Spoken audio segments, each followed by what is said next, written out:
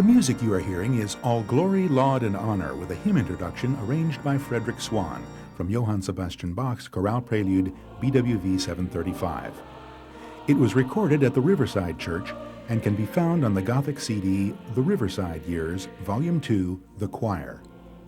For 25 years, beginning in 1957, Mr. Swann served as organist of this famous New York City church.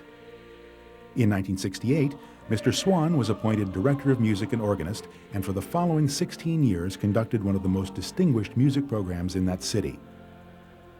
In 1982, he was appointed Organist and Director of Music of the Crystal Cathedral in Garden Grove, California. Upon his retirement in 1998, Mr. Swann was named Organist Emeritus of the Cathedral and accepted the position of Organist in Residence at the First Congregational Church of Los Angeles. Mr. Swann retired in 2001 from his full-time responsibilities as a church organist and announced that his last recital tours under concert management would be for the following 2 years, 2001 to 2003. These farewell tours were fully booked by Karen McFarlane artists, and during the final season included concerts in the Cathedral of Notre Dame, Paris, St. Paul's Cathedral, London, the Dome in Passau, Germany, the West Point Cadet Chapel, Baylor University in Waco, Texas, Balboa Park in San Diego, and many North American churches, including the National City Christian Church, Washington, D.C., and Notre Dame Cathedral Basilica in Ottawa as a featured artist at the Royal Canadian College of Organists Convention. In March of 2002, Mr. Swann played at St. Andrew's Lutheran Church in Matamidi, Minnesota, where he was interviewed by Michael Barone, producer and host of the Minnesota public radio program Pipe Dreams. Were the Swanns musical back into the deep mists of time? Do you come from a long line of church musicians? No, not at all. My father was a minister, and one of my brothers was an organist, but nobody else in the family could even carry a tune, so I wouldn't say we were a particularly musical family. All right. Well, already that one of your brothers was an organist is interesting. Yeah. I've never heard of a Swann that played the organ besides Frederick. What became of him? Well, he eventually went in the army and was killed early in the Second World War. Sad. And but I remember sitting beside him on the organ bench when I was very young, watching him play and being very impressed with it all.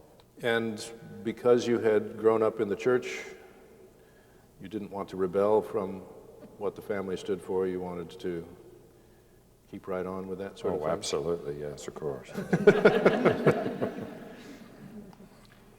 I think my father was determined that I would be a minister, and it was many years before I could convince him that one could really do as much from the choir loft as from the pulpit, but he finally came around. Fred Swann at home. At what age you were taking piano lessons first? Yes, I started piano when I was, when I was 5. And that was inspired by what? I mean, this was following the older brother who was doing that too? No, I just wanted to play the piano. I would, my father from the very time I was this high was determined I was going to be a minister. And I was always banging on the piano, and they were always locking the piano, and I was always picking the lock, even at age 3, and banging on it. So finally, at age 5, they just gave up and sent me to study piano with the organist of his church, and that's how I got started. And at what point did the organ take over? Oh, I'd been taking piano, I guess, about a year, and I got to the church early for a lesson, and I heard the organ, and I'd never seen the console. It was around the corner somewhere. But I got tired of waiting and went looking for my teacher and rounded the corner, and here was this great big thing with all these knobs and these flashing lights, and 6-year-old, I was just mesmerized. I thought, ooh, got to get my hands on that. But my feet wouldn't touch the pedals. She let me sit there. But I kept begging, so she finally bribed me, and after a while, if I had a good piano lesson, I could bang on the organ 5 minutes before I went home. And this continued for a year or so, and then finally, I guess I was about 8 or 8 and a half, she started showing me what things were and a little bit about organ technique. And this went on for a while, and then when I was at age 10, she suddenly dropped dead. Not my fault, of course. And there was no one else to play, so I became church organist at 10. And in what town was this? This was in Winchester, Virginia, down the Shenandoah Valley. And as I've often said, I was a very lucky kid because I never had to decide what I was going to do when I grew up. It just sort of kept happening and kept happening. And so here I am 60 years later, just hanging it all up as far as church work is concerned. So there was an organist shortage even back then? Well, in Winchester there was. What have you learned about playing organ in the church that you would want to tell someone who at age 10 walks into a place like this, looks at this console, and as you did as a youngster, thinks, wow, this can be fun? What are the realities of life that you would want to tell a youngster that would open their eyes but not necessarily frighten them? First of all, tell them go study piano. It's no good if you don't get a good piano technique first. And secondly, if you really fall in love with the organ and want to make it a career, a very important part of your life, great. But if you want to do it to make a living and don't really love it, forget it. I think some people have a very natural ability. They can sight read anything comes easily to them, but others have to really work for it.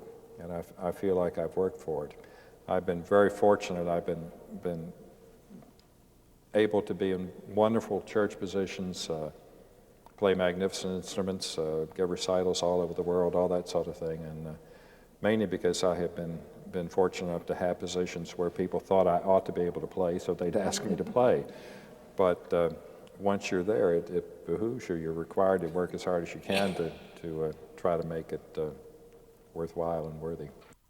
Both at Riverside and at the Crystal Cathedral, I would very often play and direct, but if there was a piece that had an extremely complicated accompaniment, or if the choir needed extra help in some way, I would always have an assistant play the accompaniment.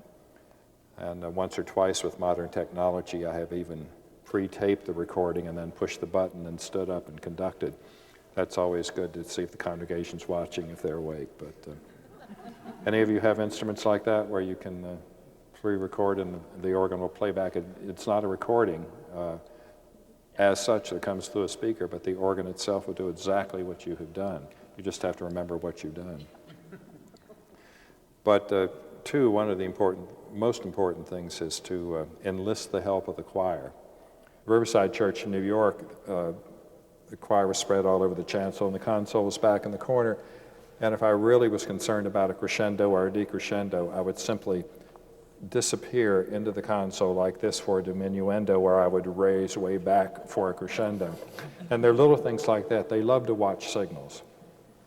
And one of the most successful, one of the best ways to have success if you're conducting from the console is to so take the choir into your confidence that they begin to take ownership of the music, and they feel that they are so dependent upon themselves, and that makes it worthwhile. But with big oratorios, and although I have played and conducted when I was younger and much more foolish, played and conducted an oratorio, I would much prefer to conduct it or play it and have someone else do the other part. When I was at the Crystal Cathedral, of course, anything visual was very important as far as the producers of the radio, of the TV broadcast were concerned. And the choir in those days had to memorize everything that they sang every Sunday, all the anthems, the hymns, the whole works, which meant that I did most of my work from memory too. And the organ's smack dab in the center, just like this, the pulpit way over there, altar way over there. And the central focus was this enormous organ and the largest drawknob console ever made, right smack in the center, and choir all around. So that we had to be very careful, the looks of things. And one thing that we were constantly urged by the program directors was that the choir must smile. And there's certain times when you cannot get exactly the kind of choral sound you want if you constantly have to be in this position. So it took me a long time to explain to them that yes, we would try to smile, but that there were times in order to get a certain sound that we couldn't always have our mouths going this way. But one of the beauties of having the choir memorized, too, is that they are easier to conduct. You have to look at them and give them a lot of words. So I was constantly violating one of the cardinal rules of good choral conducting, and that is I would not sing, but I would mouth along with the choir just to give them the words. And invariably the TV camera would catch me with my mouth wide open on some big round vowel sound, the sopranos looking like, throw me a fish cow. But that's when you'd want to go into the console. Right. But that was a great experience, and wonderful, wonderful people, and a really very fine choir. Because they memorized the music, probably 2/3 of the choir did not read music at those days, and they did things which were very difficult and really way beyond them, but they didn't know that. And they learned largely by rote. They would bring tape recorders to rehearsal and record the rehearsal. And many of them drove 1.5 to 2 hours each way to and from the church. So they would play the tape over and over and over, going home and coming back to church, and they would memorize it. So there is a good result of California commute. Oh, absolutely. That's a good one.